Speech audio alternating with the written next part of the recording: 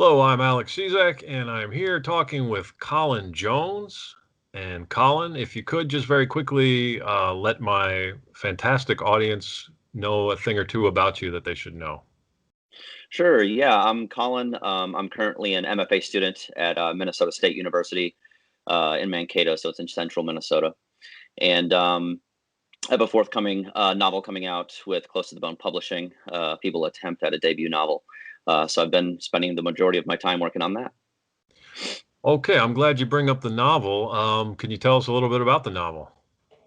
Yeah, I don't want to spoil too much of it, but it's essentially uh,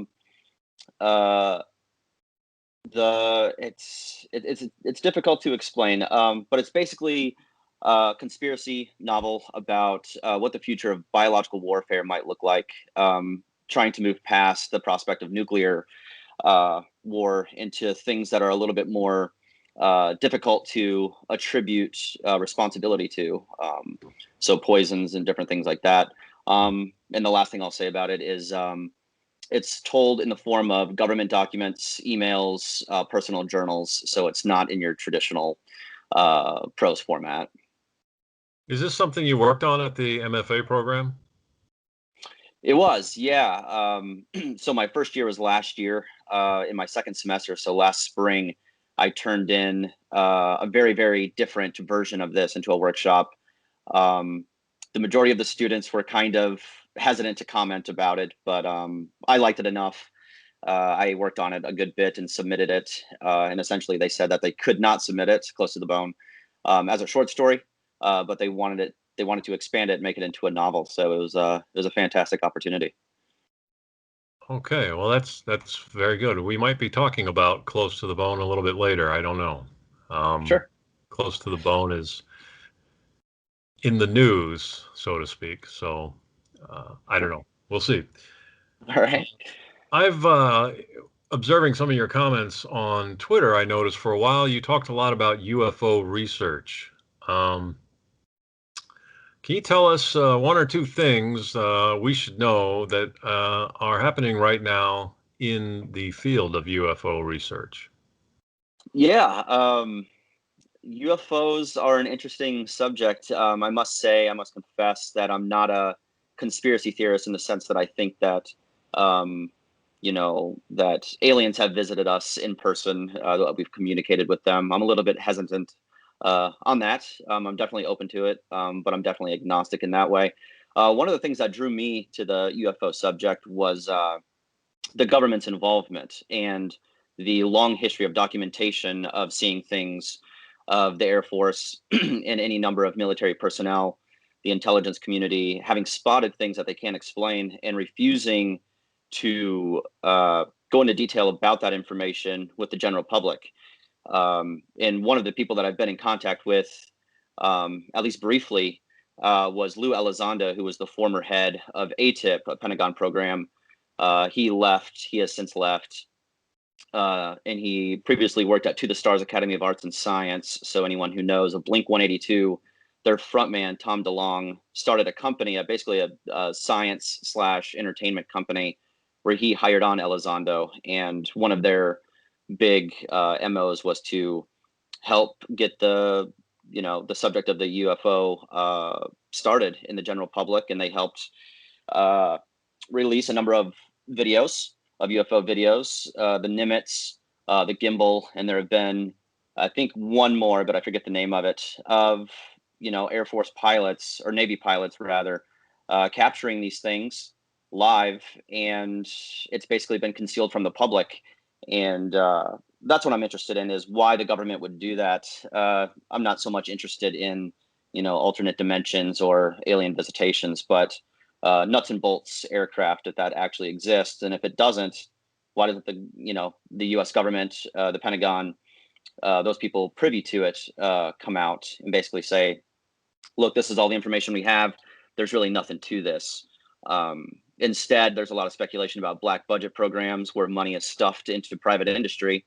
So it gives the government plausible deniability. So I'm really, really interested in that, and interested in just how deep this well of concealed information goes.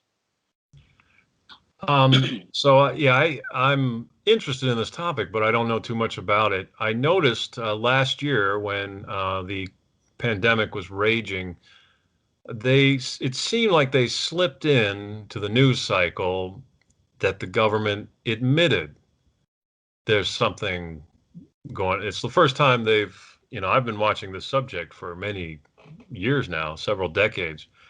It seems like it's the first time the government said, yes, we're tracking UFOs. Is that true, or did I misinterpret that? Yeah, no, that's completely true. And they also announced that there is now a task force. It's very, very small within the Pentagon that is actually tracking these things and trying to look at the information. But this isn't something new. Since 1947, since Roswell, you had Project Blue Book Mhm. that eventually got terminated, and then you have ATIP and now the task force. So the government, as far as I can tell, has never stopped looking at these things, despite their insistence to the general public that they have.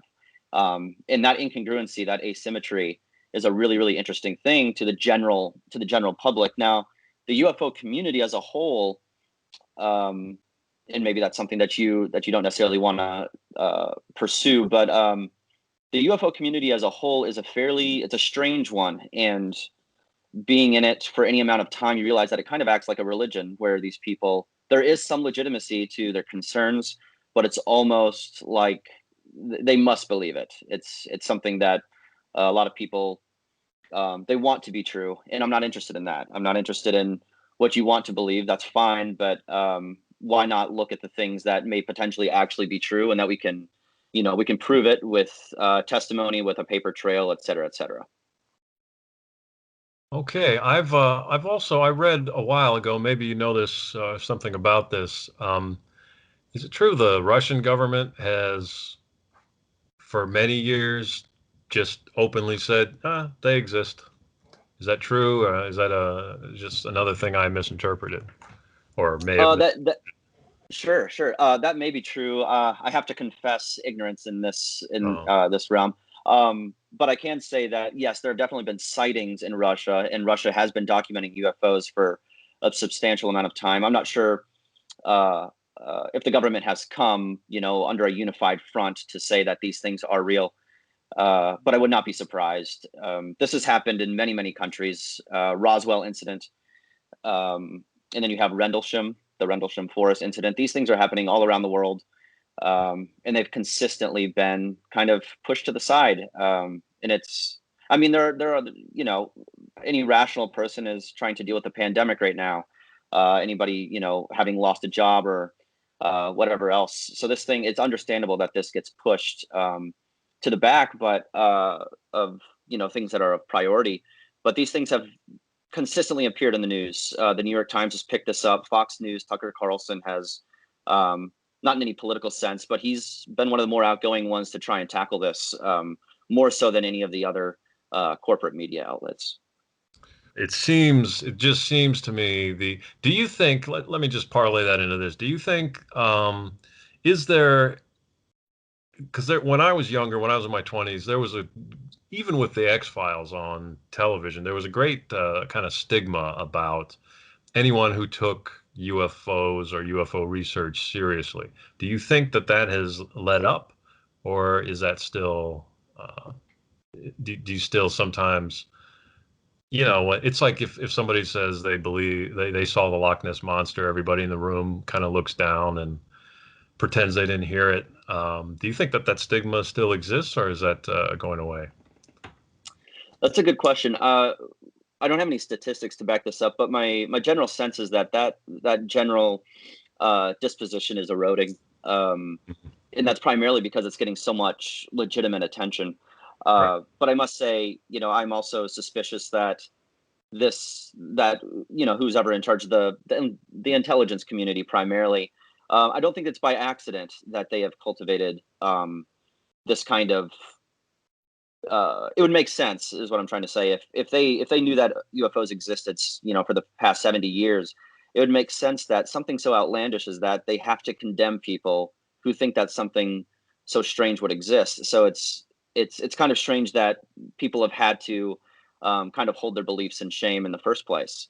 And now seeing 70 years later, uh, seeing these general attitudes kind of erode in people who used to think that this was an absurdity, a cultural absurdity, an obsession by crackpots and tinfoil hat wearing individuals. That's not the case necessarily anymore. But I also think that it's not just about flying saucers. Again, it's I think a lot of people, as far as I can tell, the most intelligent people within the UFO community is trying to understand not only what it is or what they are, et cetera, but what is it about our governing bodies? Like if they're hiding this, for example, how much more of this could they be hiding? And I've had a number of discussions with people um, about the idea that this is a very this is just one of many things that the government has covered up in the past that has come out that they initially denied that had horrendous effects. MK Ultra is just one of these huge deals where Gottlieb and a number of other people, the universities, we'll probably get to that perhaps in a little bit, but universities were in on this, and it was a huge, massive cultural gaslight until they couldn't, they couldn't hold it back anymore. And I suspect that that's probably the case with UFOs. The problem with UFOs is that, again, a lot of it may be stuffed into private industry, the private sector, which is a thing that I have a huge problem with. Is the private sector, in my view, to my mind, should be divided. It should be completely separate and independent from the federal government. And it's never been that way. And that's a huge problem. And so it's perhaps the case that it's just impossible to find out all the information because that information may be gone. We have no idea. So it's a very, very complex situation. It's more than just a literal saucer with, flashing lights. There's a much bigger question there. Let me just quickly ask you, in your opinion, what is the benefit? What are the benefits of the government hiding this information? And what are the benefits of the government revealing this information? Yeah, I think I've thought about this a lot, and I'm not really sure what the motivation for hiding this information would be, unless you're willing to buy this idea like we're not ready yet. I hear that all the time, and that's kind of the general sentiment of the X-Files, for example, or any of these other pop culture outlets or television shows or books, is that the government doesn't think that we're ready yet. I'm quite suspicious of that. I'm more confident in what good it would do if they release this information, is that we can all get on with this thing. So if it is true, then we can come under a united front. I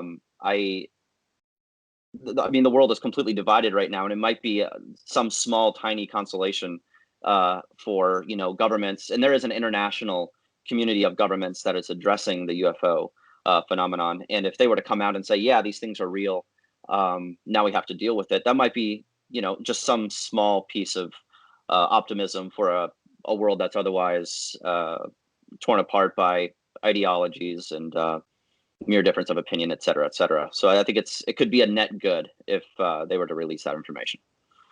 Well, you're reminding me of certain circles that I used to sit at when I was an undergrad way back in the 1990s, and there may or may not have been herbs involved, and we would sit around and conjecture that if the government revealed that there are UFOs, or enough people saw UFOs that there was no way anybody could deny it anymore, that the human race would somehow naturally become unified, because we would suddenly realize, oh, it's not about the different nations and whatnot. It's about where the species on the planet Earth, where the more or less apex species in most situations. And we now have to worry about species, other life forms in outer space. Do you think that is that just undergrad utopia, more undergrad pipe dreams, like literally pipe dreams, or is this a possibility? Yeah, I just being a general pessimist. When I look out at the world, I see that there are a lot of things, a lot of problems, artificial, superficial problems that are made up almost seemingly because we lack serious problems. And I think that human beings we gravitate toward disagreement, conflict, destruction. I mean, I shared this on Twitter the other day that all wars are mere differences of ideologies. That's how it starts out, is I disagree with what you're saying. And if, I could totally imagine, if the international community comes out and says, UFOs are real, then there's just going to be this pissing match of which country had the information first, which country has the most information, where are the most sightings been, because that could give, that could build or bolster a case for they have a bigger interest in our economy or our military industrial complex. There's a lot of things where people are just going to sit there and split hairs. And I think that's largely a product of first world countries enjoying so few serious problems that we look for them. But this is the case. This has been the case since ancient Athens. People just they make stuff up because they need problems to solve. We get bored, and peace is not something. It doesn't seem like we're interested in. We need something to fight against. Peace means something's impending. We need conflict. We need something to conquer, in my view. Okay, well, speaking of people creating conflicts and whatnot, I noticed you were recently subject to a cancel campaign. Cancel culture, of course, doesn't exist, but Right. I keep witnessing it, even personally. Can you tell us about that, if you don't mind? Yeah. So I previously worked at an outlet, a journalistic outlet. I've since left that outlet primarily for school, but also political differences. Um, and I never deleted those tweets. It was it was a Canadian conservative media outlet that I wrote for. And there was nothing that I ever shared that I did not actually mean. So I started writing for this media outlet called, which was a new, basically startup, independent journalism outlet on science, technology, and UFOs. And I reached out to them and said, "Hey, can I write for you?" And they agreed. It was on I was not being compensated for it, primarily just resume building.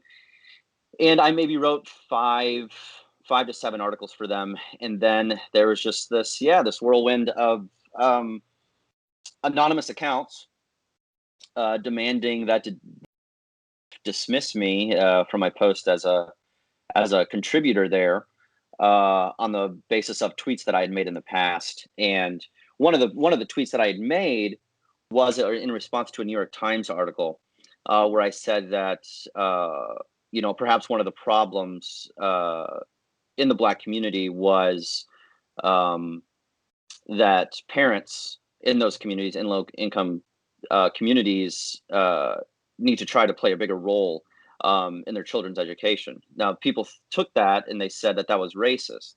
And I just wasn't gonna come back from that, because no one's going to touch this issue, let alone give any kind of rational thought to it, in a climate like this, a particular political climate like this. And but I think that of everybody, just having written journalism pieces right after the George Floyd incident, where this thing kind of blew up, is you can't disagree with anybody who doesn't look like you, because the disagreement can't be about anything other than immutable qualities. And so my response was kind of tongue in cheek. I said, "But I guess this is taboo," at the end of that tweet about children's educations in low income communities. And I don't think I was not wrong to say that. And I had a number of people reach out to me afterwards and say that there was nothing wrong. But it ended in the media, my editor calling me and saying that we're basically gonna have to let you go. We understand that maybe they asked me to issue an apology on Twitter, and I wrongly did. And I will not be doing that again. Because I understand now that, if you think something, you have to own it, even if it's hated by everybody. And I learned my lesson the hard way there. So they had me apologize, and then they proceeded to fire me or dismiss me after I apologized. And yeah, I lost maybe 150 Twitter followers as a result. Nobody I knew personally. The very troubling part about this is that a lot of these accounts are anonymous accounts. They're faceless accounts. Um, they're not really anybody, and they definitely don't know me personally. And one of them happened to be an Antifa account, which I thought was kind of funny. But yeah, so I was dismissed based on previous tweets that I had made, which means that someone um, you know thought enough of me to go back and look at my tweet history and everything else. So in that way, I guess I'm flattered. But yeah, it's a bummer. But I didn't lose any pay. It's not like I lost my job or anything. But it's just kind of a symptom of the times that you can be indicted on things that you did in the past, even if your mind has changed. And that's it's quite alarming and discouraging, to say the least. Do you think that the outlet that you were writing for, do you think that they acquiesced too easily to this mob, whatever you want to call it, the cancel? I call them cancel clowns. Did they give in too easily? And does that? I mean, every time it seems like every time we see one of these things, the people with the power just say, okay, we're gonna go with these. I mean, you said faceless people who are calling this person names. You know, the names of the day that can get you fired. Um, are they giving in too easy? Why are they giving in too easy if they are? Yeah, yeah. I would say yes. I would give the affirmative yes that they definitely gave in too easily. But I can understand it. So there's a silver lining here. Yeah, there are a bunch of faceless people who reached out to them and said you ought to fire this person. Look what they tweeted, and this was all public. This wasn't like they sent it in private messages. Um, and without, and I gave my side of the story. I talked to my editor over the phone. He was very kind. He said, "We'll look into it," and then he called me back. I believe it was the next day, and basically said that the team has agreed uh, to let you go. That we can't um, be associated with this being a brand new outlet. That's what I understand is that Mm. they're growing, so they don't want a flurry of stuff coming at them when they can't even when they're not even really off the ground yet. But what I come to find out is that essentially the entire staff at this particular media outlet subscribes to the same uh, kind of uh, unlettered rationale and viewpoint as these people who are, I guess you consider them the Twitter mob, and there's a bunch of them, the little tribes. This particular media was infected with them, and I did not know that because I was writing science and technology.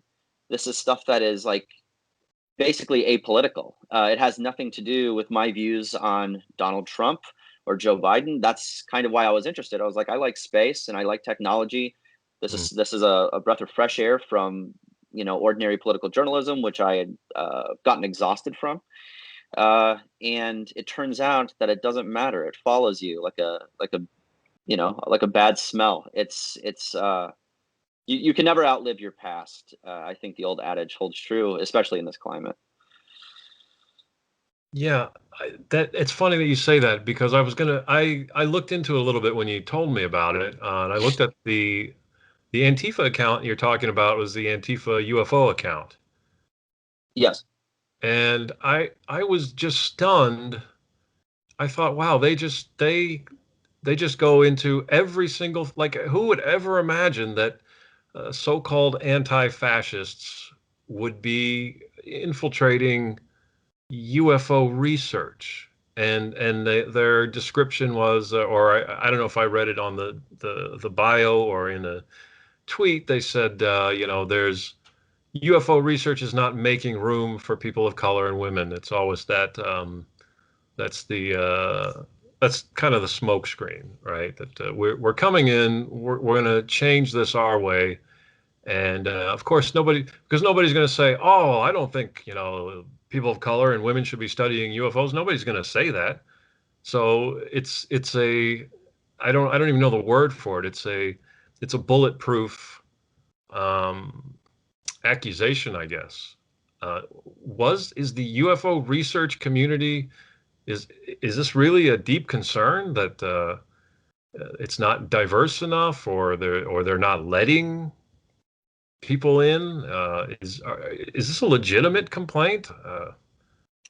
Not as far as I can tell. I mean, politically speaking, the UFO community is pretty much split down the middle. And there are a lot of accounts that really do make it a point to stay apolitical, which is, again, to my mind, the superior position.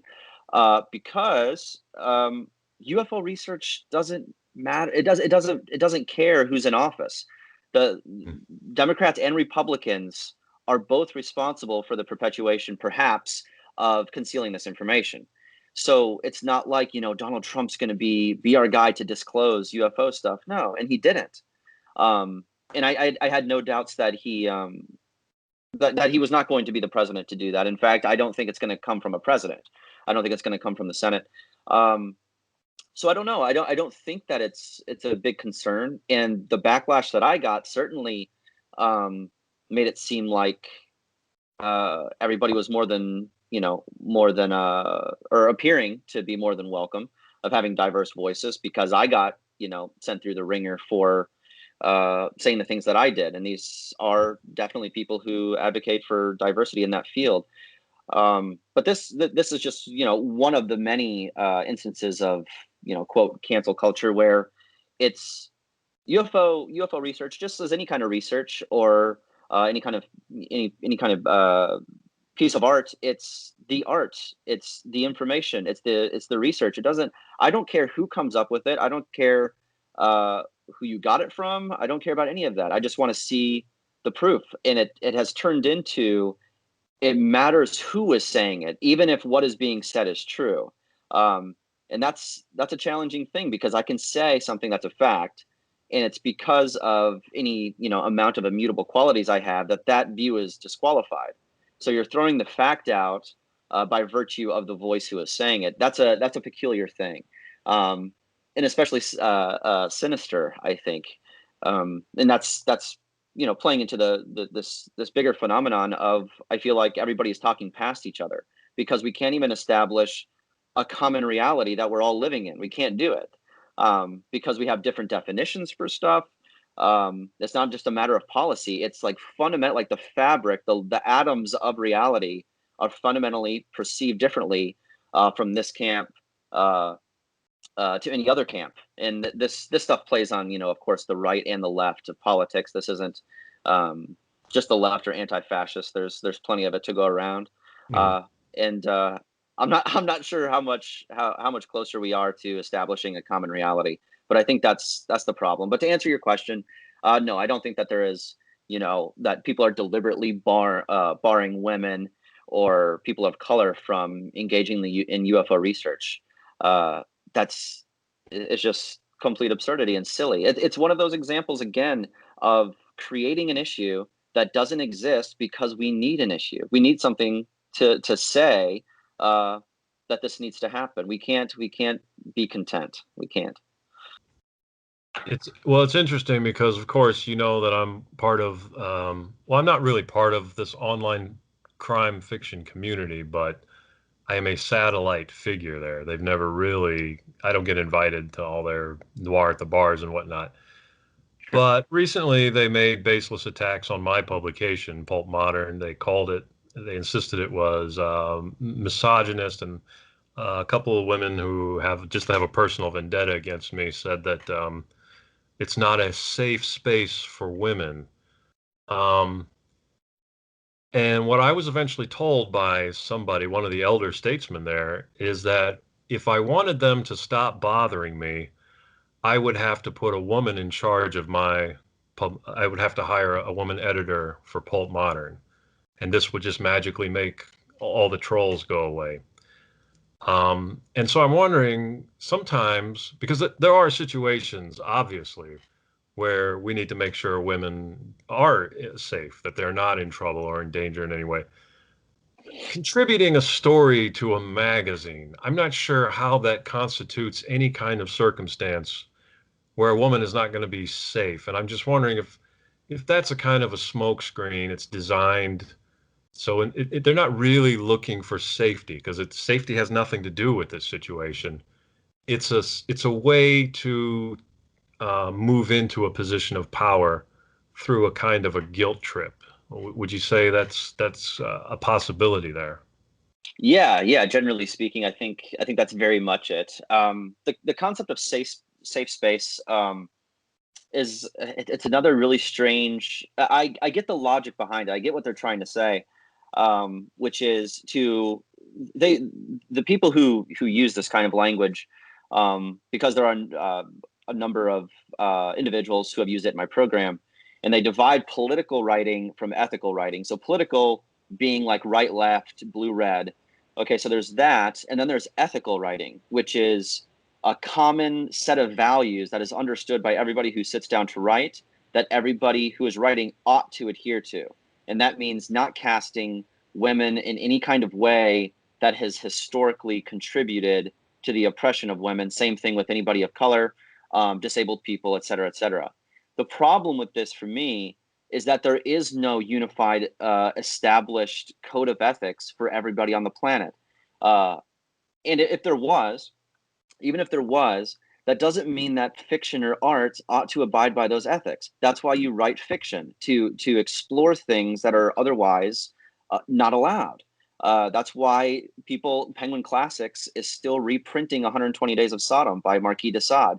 If Mhm. that stuff is clearly not allowed, but it's printed because people want to read it. There must be a demand for it, um, and it's a strange thing. And also, to kind of go off of that, and maybe we'll get into this a little bit because I would like to hear your opinion on it. Is there seems to be this inability to separate the author from a character in the book. A character in a book can be racist, sexist, evil, a rapist, etc., etc. But it seems like it's a challenge for people to separate a character in a book from the one who is writing it. Um, and that's just like fundamental. That almost seems that's just common sense, that a book is not going to reflect the values of the author. That doesn't even make any sense. And the best literature, to my mind, is that which disturbs. Nabokov, Lolita, for example. Do I think that Nabokov was really living out everything that his main character thought and did? Of course not. And everybody who is, everybody that I've met who's serious about literature considers Nabokov to be a great writer, and Lolita to be, if not a masterpiece, very, very close to it. And so I understand what they mean, is that we don't want women who are always the victims of things. I understand that.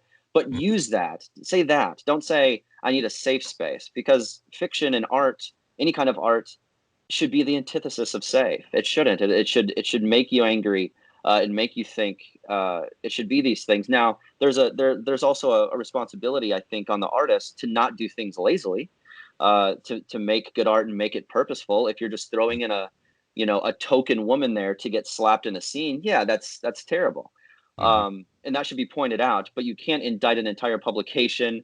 You definitely can't indict a publication if they accepted the story of one particular person that they've never met personally. It's impossible to do an entire, autobiographical, research campaign on every person you accept to publish. So, um, I just don't buy it. I don't buy it. I think it's very malicious, and I think fundamentally, in very subtle ways, it's authoritarian. It's trying to demand that people abide by these particular rules, and, to anybody who thinks that, can fuck off.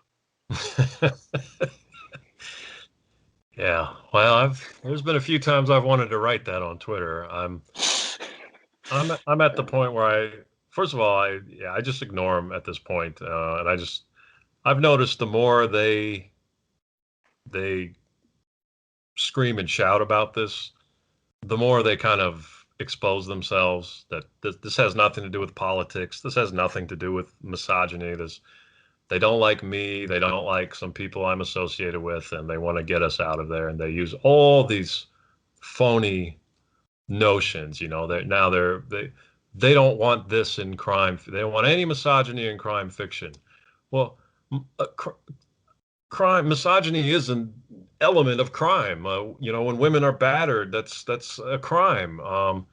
It nobody wants to see that, but I mean, terrible things happen in the world, and half the population are women, and sometimes some of those terrible things are going to happen to them. Crime writers write about the terrible things that happen, and uh, we could talk all day about what the purpose of crime fiction is, what it really is. For me, it's always been an economic uh, investigation. Crime to me usually takes place because of economic reasons. And so to sit there and it's almost it's a kind of version of whitewashing, but it's you know I don't know. I really think it's bad. I think it's bad to try to cuff writers and to try like you said, because this is exactly what they're doing. There's this way to write, and no one is allowed to come in here with something new or interesting. We're just going to do this, and we're going to do it over and over again. And it's we see that happening in Hollywood. Hollywood is just producing the same movie over and over again. Um, and part of that is to be, excuse me, to be not to offend anybody. W This is really what I think is happening in the bigger picture. I'm not just talking. I'm not being selfish here. I'm talking about the bigger picture. We have a strange collusion between commerce and misappropriated Marxist theory, or cultural theory, critical theory, whatever it's called these days. I know some people call it postmodernism. Um, Sure. and the idea is, at some point, God, I'm going to kill my computer. At some point, businesses realized bigotry is not good for business. And so they started advertising in a way to say, hey, we believe in tolerance and diversity. And of course, it's a good thing. But it's kind of cynical too. They sort of use the ideology that dominates in liberal arts schools to make money. And I know when I was in school, I took Marxist theory, and I took postmodern literature and all these things, film criticism, where I had to read a lot of psychoanalytic theory. None of that was designed to make money. It was designed to make the world a better place, or make the world. I don't want to use the word safer, but and I don't like the word inclusive either. These words, they are also technical and a little bit inhuman and cold to me.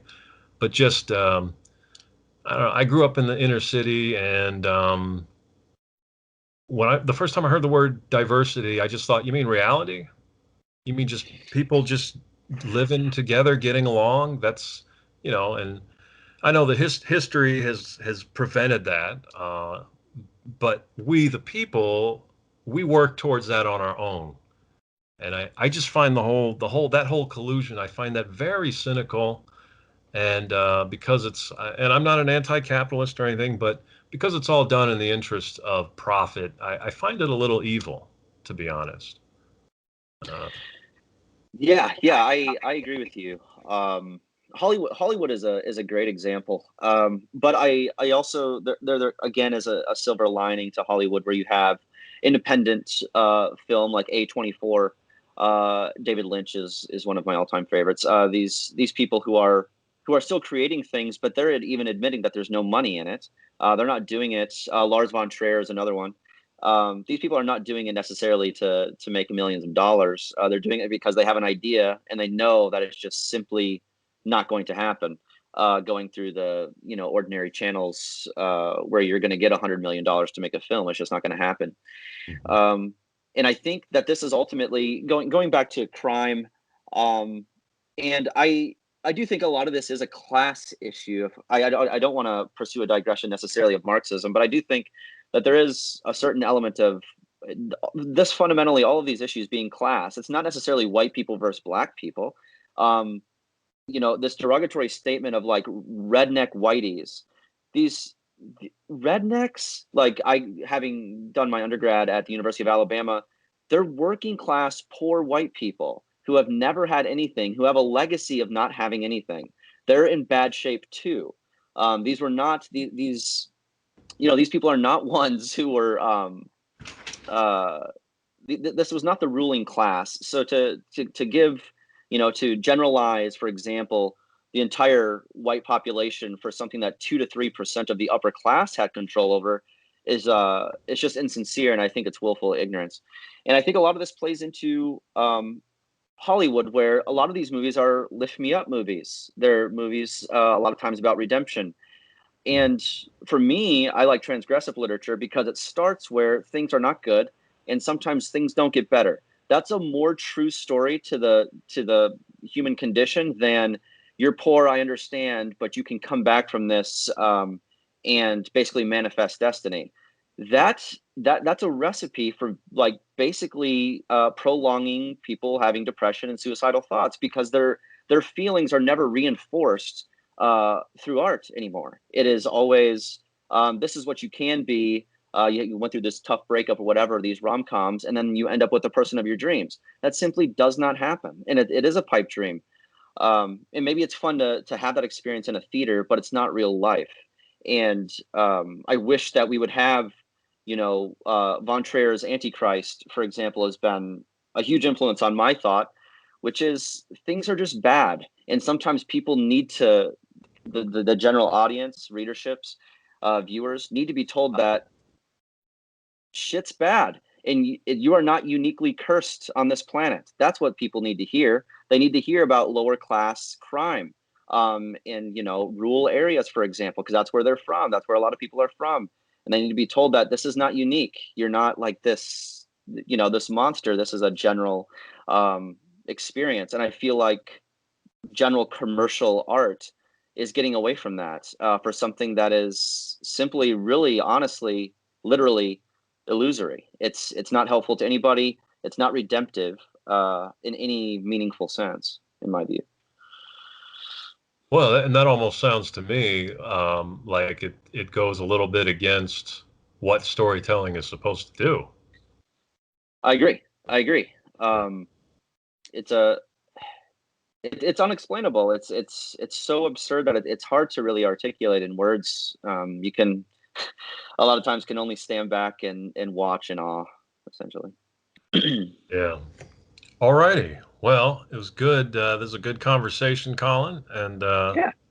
I think maybe when after your book comes out and we know more about it, maybe we should do another conversation, and maybe one or both of us will have experienced another cancel mob by then, so we could talk about that.